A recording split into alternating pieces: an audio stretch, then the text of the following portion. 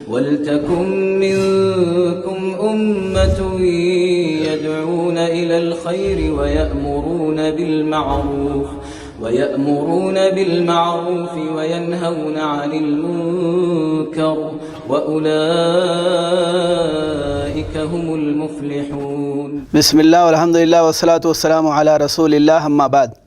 محترم بھائیوں اور بہنوں، سب سے پہلے یہ بات جان لیں کہ دعا بذات خود ایک عبادت ہے، بلکہ ایک اہم عبادت ہے۔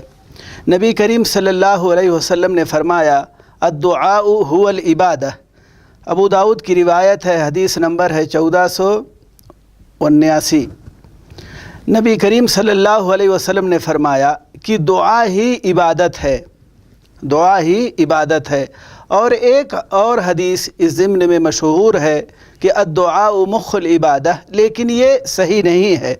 صحیح جو حدیث ہے وہ یہ ہے کہ الدعاء هو العبادہ۔ دعا کے کچھ آداب ہیں جن کا انسان کو لحاظ رکھنا چاہیے۔ نمبر یہ اعتقاد رکھنا کہ انسان اللہ کا محتاج ہے اور اس کے علاوہ کوئی بھی نفع و نقصان کا مالک نہیں ہے۔ نمبر 2، یہ اعتقاد رکھنا کہ کمال صرف اللہ کی ہی ذات کو ہے، ہر طرح کی نعمت اور برکت اللہ رب العالمین ہی کی طرف سے ہوا کرتی ہے۔ نمبر 3، دعا کرتے وقت اللہ سے امید رکھنا چاہیے کہ اللہ تعالیٰ میری دعا کو قبول کرے گا۔ دل میں کوئی شک و شبہ نہیں ہونا چاہیے، یعنی ایسا نہ ہو کہ انسان دعا کر رہا ہے لیکن یہ سوچتا ہے پتہ نہیں اللہ تعالیٰ میری دعا کو قبول کرے گا کہ نہیں کرے گا۔ ایسا نہیں ہونا چاہیے، بلکہ پورے یقین اور اعتماد کے ساتھ انسان دعا کرے کہ اللہ تعالیٰ اس کی دعا کو ضرور قبول کرے گا۔ اور یہاں ایک بات اور جانتے چلیں کہ دعا جو قبول ہوتی ہے اس کی 3 صورتیں ہیں۔ پہلی صورت یہ ہے کہ بندہ اللہ سے کچھ مانگتا ہے، بیٹا یا بیٹی مانگتا ہے، اللہ تعالیٰ اسے اسی دنیا میں عطا کر دیتا ہے۔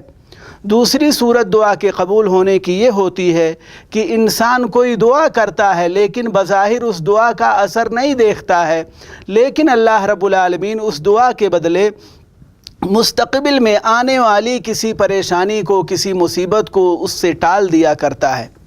تیسری صورت دعا کے قبول ہونے کی یہ ہے کہ اللہ تعالیٰ اسے دنیا میں تو نہیں عطا کرتا، لیکن بندہ قیامت کے دن بہت بڑا اجر و ثواب دیکھے گا قیامت کے دن، اور یہ اس کی اسی دعا کا نتیجہ ہوا کرتی ہے۔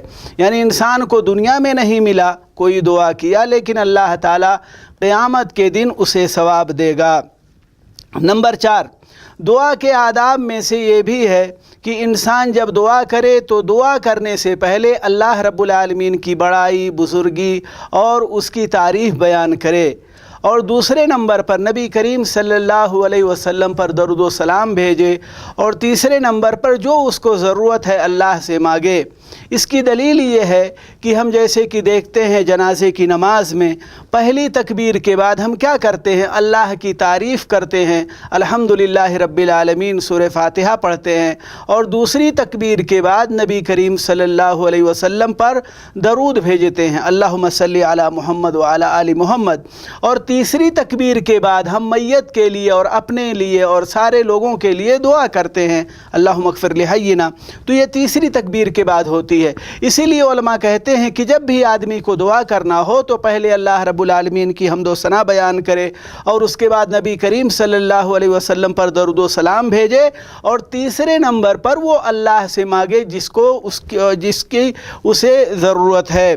تو یہ جو ہے دعا کے آداب میں سے ہیں۔ اور دعا کے 5ویں نمبر کا جو ادب ہے یا 5ویں نمبر کے جو آداب ہیں وہ یہ ہے کہ دعا میں حد سے تجاوز نہ کرے۔ اس کی 2 صورتیں ہیں۔ پہلی صورت یہ ہے کہ انسان ایسی کوئی دعا نہ مانگے جو شرعاً جائز نہیں ہے۔ مثال کے طور پر ایسی دعا کرنا جو جائز نہیں ہے، حرام ہے، یعنی انسان چوری کرنا چاہتا ہے، چوری کا ارادہ کیا ہے اور اللہ سے دعا کرتا ہے اللہ تعالیٰ اس میں مجھے کامیابی عطا کر، یعنی چوری کرنے جا رہا ہے اور اس میں اللہ سے کامیابی کی دعا کر رہا ہے۔ یا اسی طریقے سے کوئی آدمی زناکاری اور بدکاری کرنا چاہتا ہے اور اللہ سے دعا کرتا ہے اللہ تعالیٰ میرے لیے راستہ آسان کر دے، تو یہ بھی جائز نہیں ہے۔ یا اسی طریقے سے کسی نے کسی دوسرے شخص پر جھوٹا مقدمہ کیا ہوا ہے تاکہ جو ہے اس کی زمین ہڑپ کر لے، اور آدمی یہ دعا کرے اللہ تعالیٰ مجھے اس میں کامیاب کر دے، تو بہرحال وہ چیزیں جو جائز نہیں ہیں شرعاً، ایسی چیزوں کی دعا نہیں ہونی چاہیے۔ دوسری صورت یہ ہے کہ ایسی کوئی دعا کرنا جسے اللہ رب العالمین کی حکمت نہیں چاہتی، ایسی صورت بھی جائز نہیں۔ مثال کے طور پر کوئی آدمی بوڑھا ہو گیا ہے، اب وہ یہ دعا کر رہا ہے اللہ تعالیٰ میری جوانی لوٹا دے۔ اللہ تعالیٰ ایسا نہیں کرتا ہے کہ جو ہے بوڑھوں کو جوان نہیں کرتا ہے۔ یا آدمی یہ دعا کرے اللہ تعالیٰ مجھے جو ہے میرا بچپنا لوٹا دے، اللہ رب العالمین ایسا نہیں کرتا ہے، تو ایسی دعا بھی نہیں مانگنی چاہیے جو اللہ رب العالمین نہیں کرتا ہے۔ اس کی ایک صورت یہ بھی ہے، کوئی آدمی کہے کہ اللہ رب العالمین سارے جتنے بھی یہودی دنیا پر ہیں سب کو ہلاک کر دے، یہ دعا بھی کرنا صحیح نہیں ہے، کیونکہ اللہ رب العالمین کی حکمت چاہتی ہے کہ یہ یہودی آخر تک رہیں، یعنی قیامت تک یہ رہیں۔